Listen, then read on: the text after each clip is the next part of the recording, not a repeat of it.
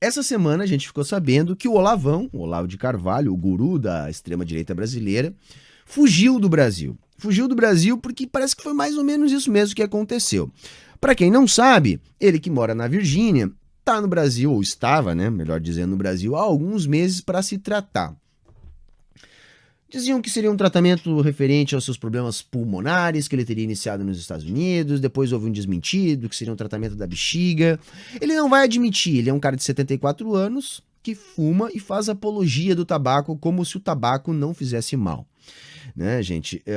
Olha, é uma coisa absurda dizer isso em 2021, mas ele diz e diz coisas muito piores, né, gente? Para um cara que teve a cara de pau dizer que a Pepsi usa fetos abortados para fazer adoçante nos seus refrigerantes, alguém que teve a cara de pau de dizer que o Einstein estava errado, que seria um embuste. Dizer que o cigarro não faz mal não é algo assim que a gente possa se espantar. Então, por isso tem todo esse mistério em relação ao tratamento do Olavão. Mas o que a gente sabe é que tratamento de saúde nos Estados Unidos é bastante caro, né? Bastante caro. E aí ele veio para cá recorrer ao bom e velho SUS. Ainda reza a lenda que ele furou a fila do SUS por ser apadrinhado do Bolsonaro e seus asseclas. O que acontece, gente, é que o Olavão está sendo investigado junto.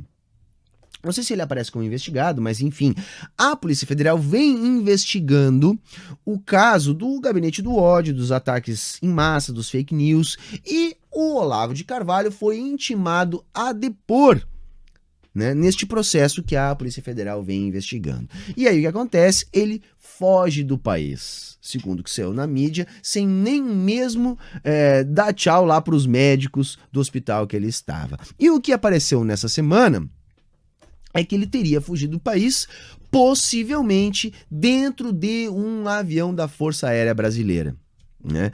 O que é deveras gravíssimo, né? Então imagina só, é como se o Estado brasileiro tivesse acobertado uma pessoa intimada a depor na Polícia Federal, né, num inquérito que está sendo apurado uma porção de crimes, e a polícia, e a FAB teria colaborado para a fuga deste meliante do Brasil em um dos seus aviões. Isso foi apurado, apareceu no Twitter de Daniela Abad.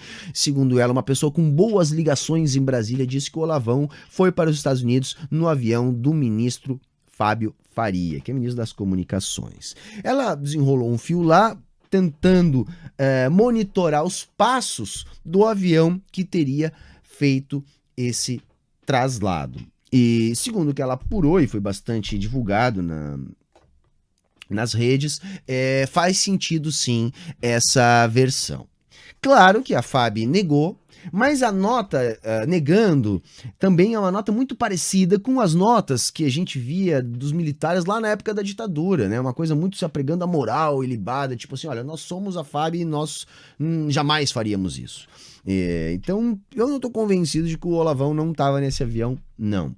Tem muita coisa estranha, os horários batem perfeitamente com o horário que o Olavão sumiu do hospital. O próprio Olavão falou e comentou, colocou nas suas redes, que ele teria conseguido uma carona de última hora naquilo que seria o último voo possível para ele sair do Brasil sem ter que prestar o depoimento.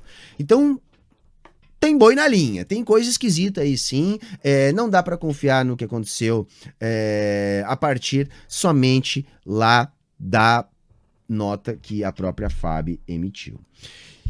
E isso mostra, porque assim, gente, se o governo Bolsonaro botou PF para fazer pressão política dentro do INEP, se a gente já viu o aparelhamento da própria Polícia Federal, se a gente já viu o aparelhamento do Ministério Público, se a gente já viu o aparelhamento, enfim, da própria Controladoria Geral da União, da Procuradoria, enfim, não seria de se espantar que de fato isso pudesse ter acontecido, né?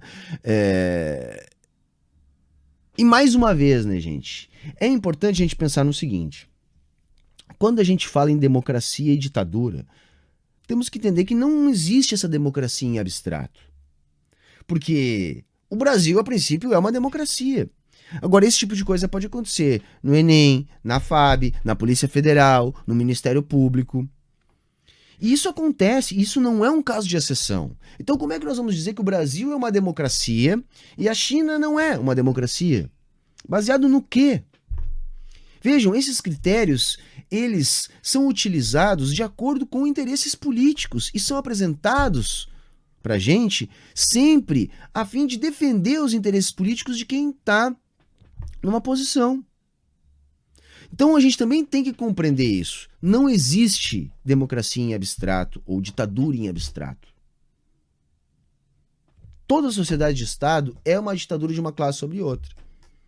No capitalismo, uma ditadura da burguesia. É disso que se trata, vamos entender nesses termos. O que as pessoas chamam de democracia, a gente tem que chamar de democracia burguesa, ou para os mais íntimos, ditadura da burguesia, porque é disso que se trata. Nós não nos sentimos representados, não existe Estado de Direito, não existe. Essa semana a gente viu casos absurdos, mais uma vez, né? O caso que aconteceu aqui no Rio Grande do Sul, de pessoas que foram lá catar comida descartada no lixo e que o Ministério Público recorreu da vitória em primeira instância dessa turma aí que teria sido acusada de roubo, porque, segundo o Ministério Público, essas pessoas não podem catar comida vencida no lixo. É disso que se trata, minha gente. É disso que se trata. A gente tem que ter essa visão para saber o que a gente está lidando. Nós somos o lado mais fraco, onde a corda sempre estoura. É luta de classes na veia. O judiciário, ele atua contra a classe trabalhadora. Ele atua contra nós. Ele não existe para arbitrar questões baseadas no direito universal onde todo mundo é igual. Não. São todos iguais. Uns mais iguais que os outros. A gente tem que lembrar disso. Uns mais iguais que os outros. E nós não estamos entre esses mais iguais, não. Os mais iguais estão entre aqueles que, por exemplo, absolveram lá o Kyle Rittenhouse nos Estados Unidos. Um cara que vai armado para uma manifestação com uma R-15 e mata 2 pessoas.